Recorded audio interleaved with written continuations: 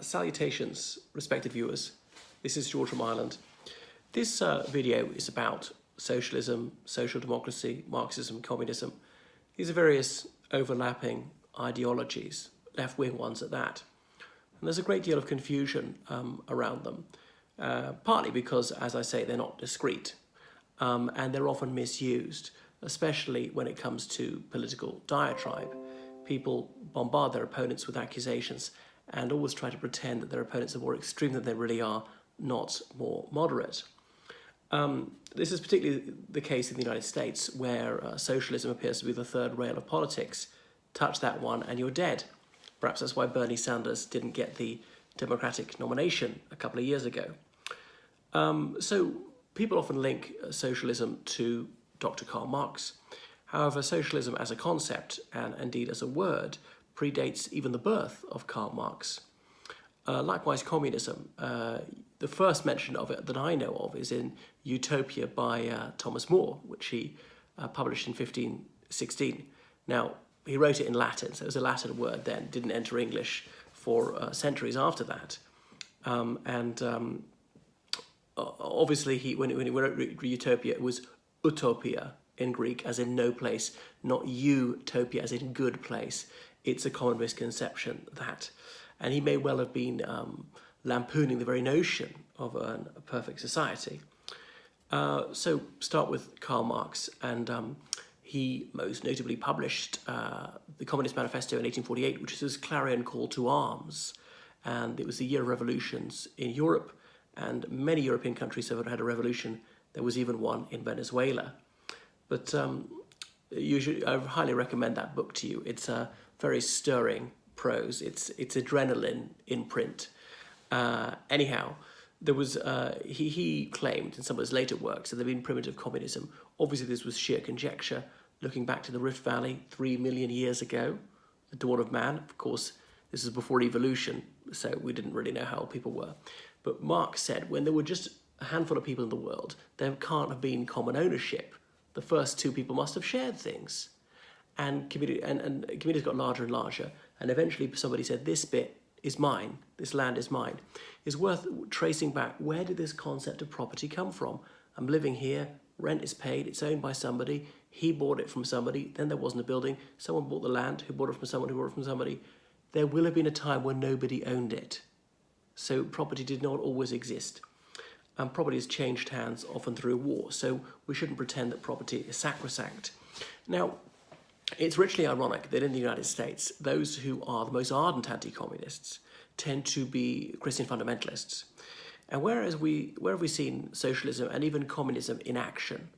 Probably the only place it's worked quite effectively is amongst Christian ascetics, monks, nuns, and so on, living in small communities of their brethren, of their sisters, and so on, taking vows of poverty, having no personal possessions, owning everything in common.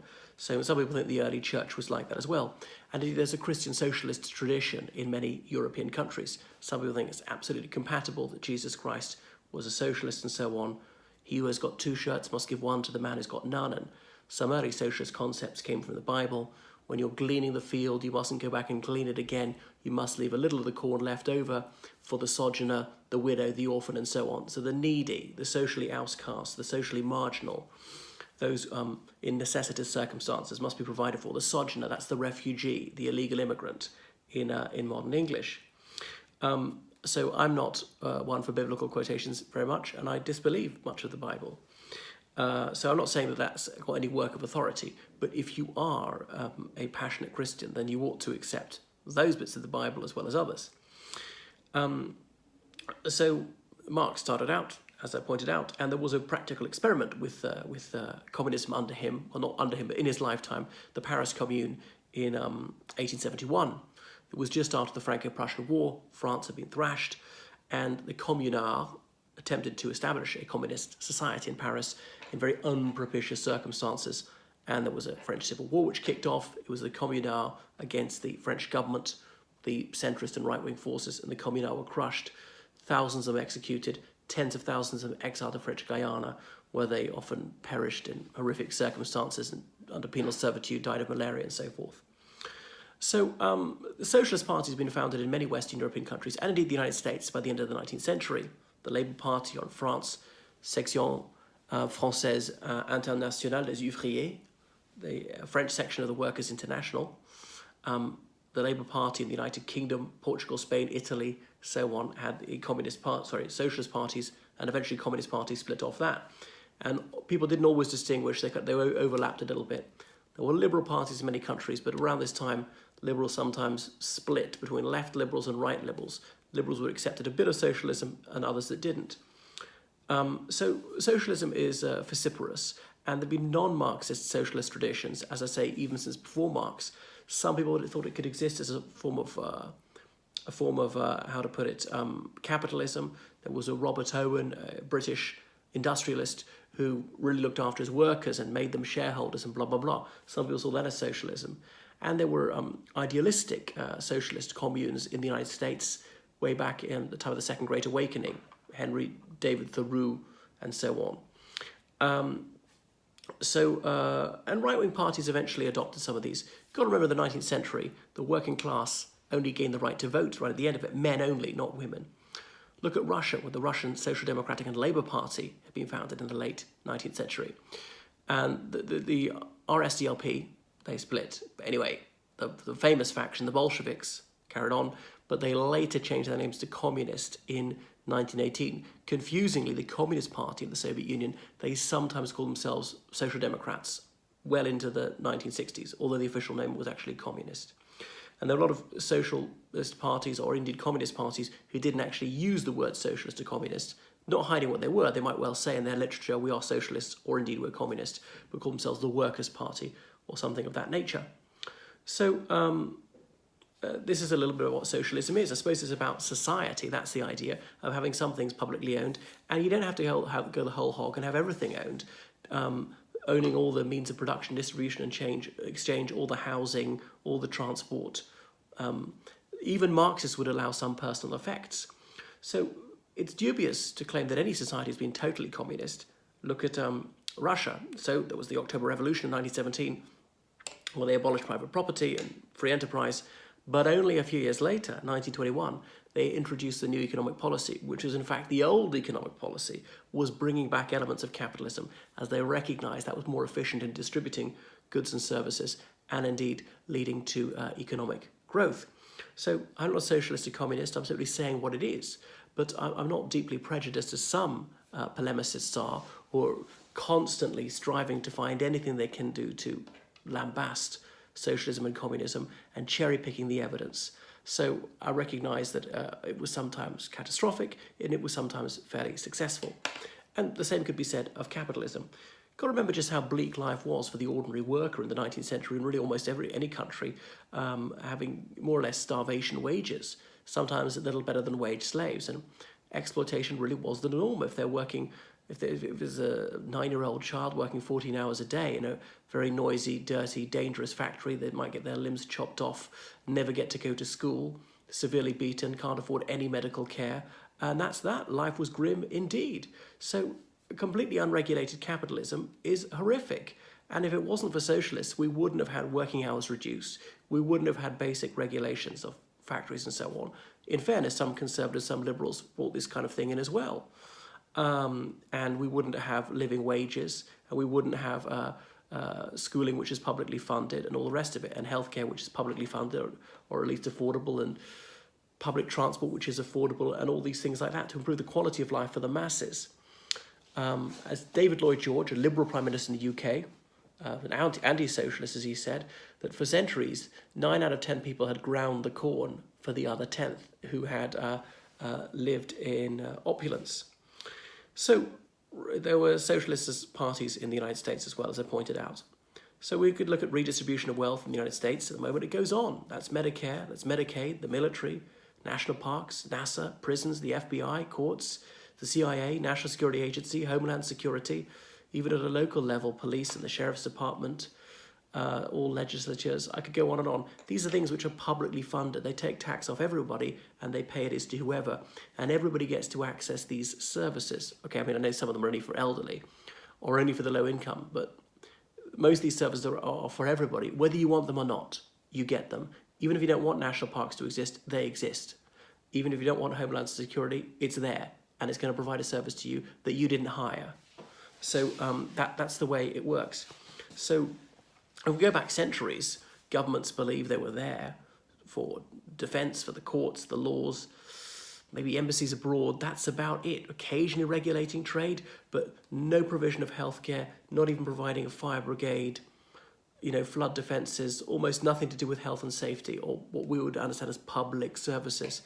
It seems the Republican Party in the USA want the state to be all about violence, like the military. Now, I know the military is needed. Sometimes it's a right to be violent, but the police and prisons and executing people. Obviously, you have to have legislators to make laws about that and courts to impose sentences, but nothing about helping people and solving problems in another manner. There we are. Their money is given to the poorer states in the United States.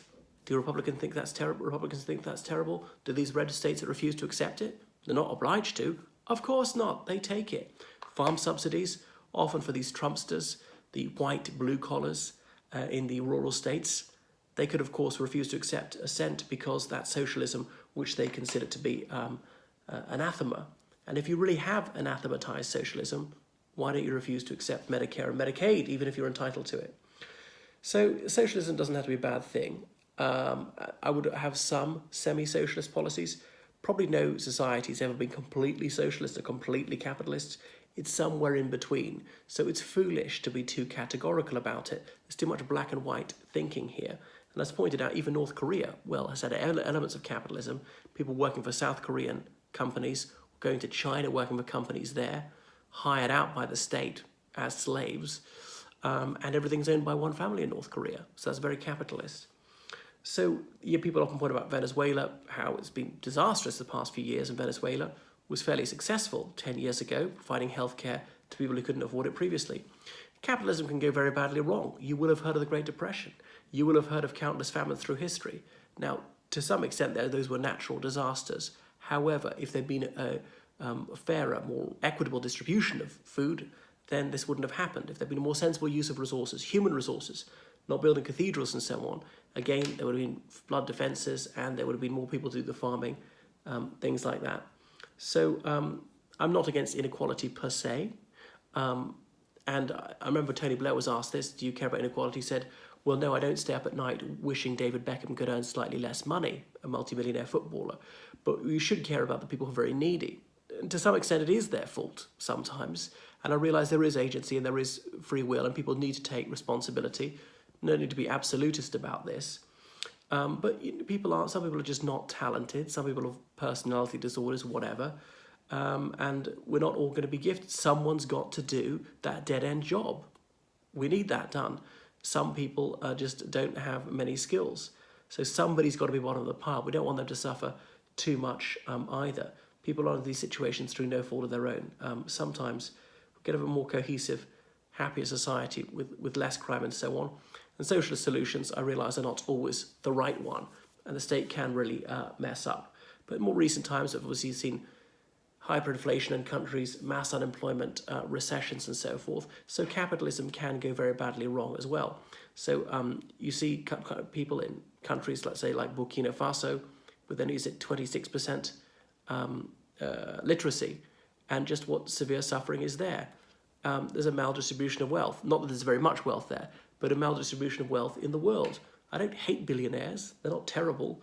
But someone, in my book, someone like Trump might have to survive on $9 billion instead of 10 if that's going to feed however many malnourished children. I think it's a no-brainer. Who needs the money more? And often people don't really earn it in capitalism. A lot of it's luck. You could get it through the casino. You could just inherit it like Trump. You could get it through the stock market, which to some extent is gambling. There's a large element of luck there, and indeed with any business. So that's that, a more sensible balance. So loads of countries, Western countries, have had social democratic governments, and they don't get rid of all free property and free enterprise and capitalism, and it doesn't have to lead to disaster, and it doesn't have to take away all your rights. Sometimes they do go too far, and it is bad when the left is intolerant, and I do dislike political correctness going too far and nonsense about gender pronouns. So some of the right-wing demagogues got to admit, they're on the money, and I concur with them sometimes about certain issues like white privilege or dislike third wave feminism. So that's my position. Set up my stall. Right-wing, semi-libertarian, classical liberal, something like that. I'm not too fixated with labels.